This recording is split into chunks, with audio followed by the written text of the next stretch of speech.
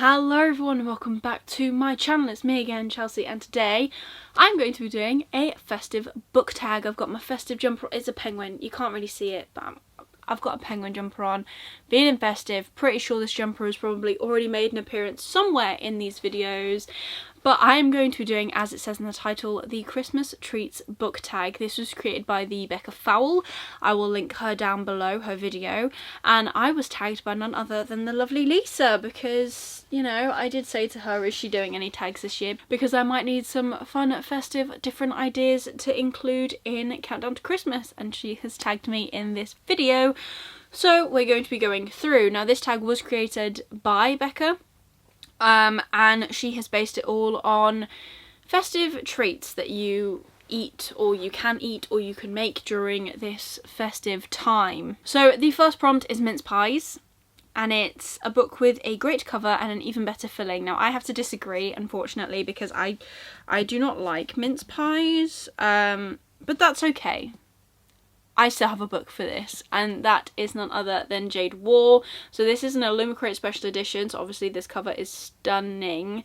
Love this, and this was my favourite out of the trilogy, so I feel like this has the best innards that you can get, especially in this trilogy. I really enjoyed it. I think I gave this 5 stars. I want to reread this series.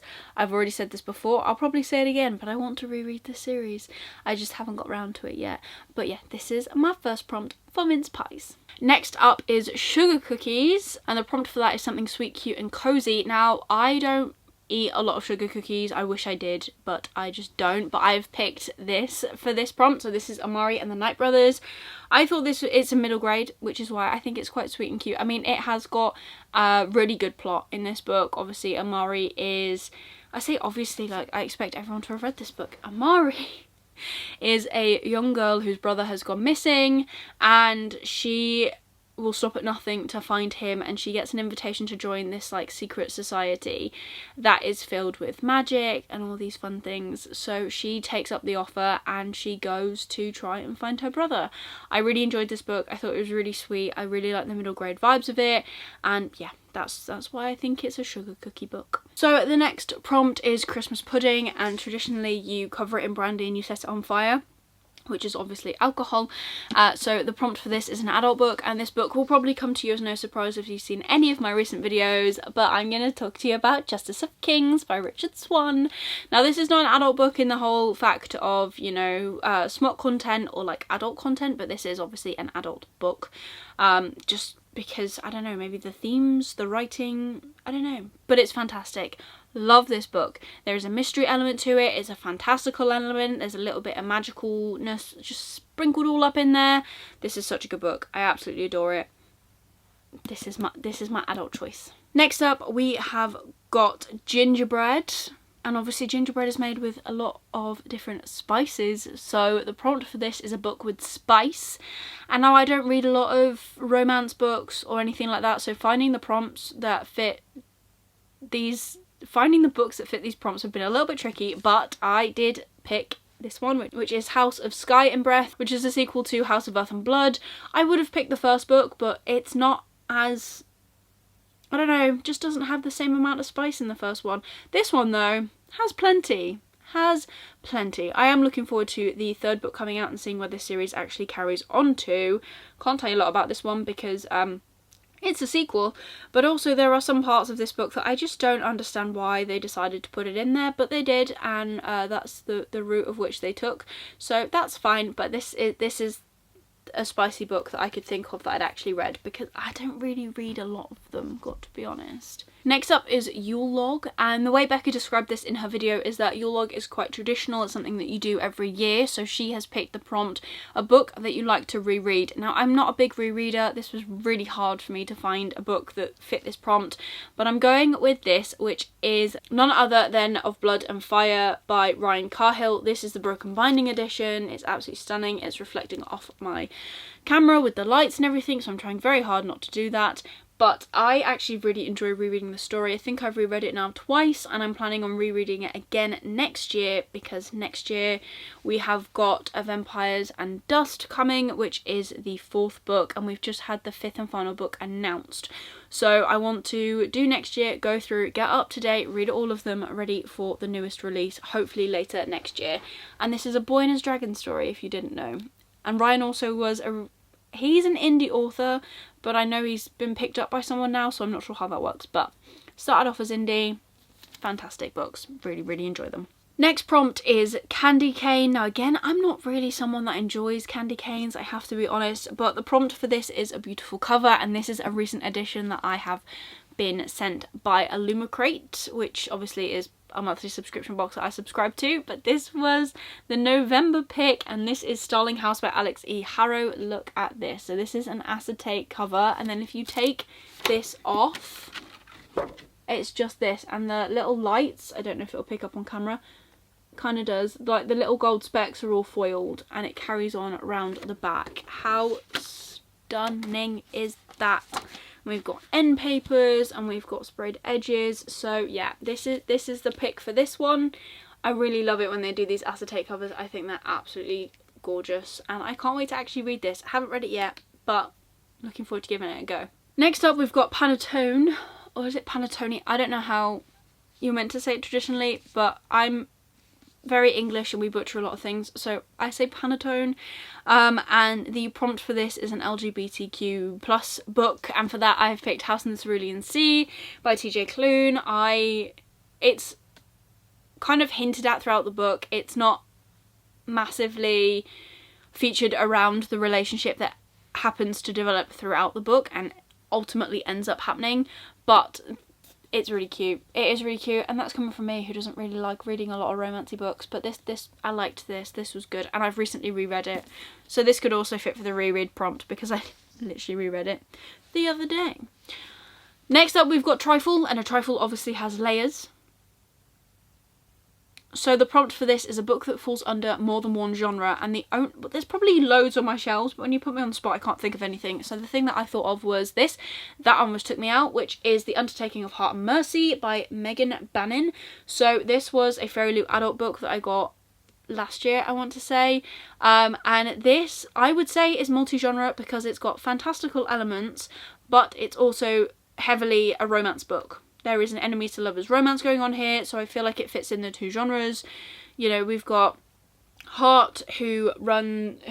we've got Mercy, who runs a funeral home essentially, and then Heart, who is someone who is a government official and basically brings dead bodies to her.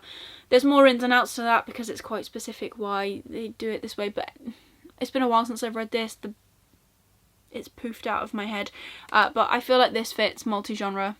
And it was actually good. Do you know what? I think I gave it 3 stars. I can't remember, but I was actually pleasantly surprised that I enjoyed this as much as I did. Next, we've got Buck's Fizz, and apparently, according to Becca, because it's got bubbles in it, that means that we need to find a light-hearted book. And I do own them, I think, somewhere, but I can't get to them right now. So a light-hearted book for me would be The Tea Dragon Society, which was really cute and cozy, and it probably fits that other cute and cozy prompt as well. But it's a story about just tea dragons, and they grow leaves out of their back, and you can, when you prune them, you can make tea out of their leaves. And it's just really sweet, and I really enjoyed that book. And that was nice and light-hearted, and there wasn't really any badness in that book, I don't think. So I really enjoyed that book. And then the final prompt is Shortbread, and for this we've got a chunky book. Now, we love shortbread in this house, so we always try and have shortbread on hand, but for this I'm going to mention none other than Priory of the Orange Tree. This is the biggest book that I read. I can't remember what year, maybe last year or the year before.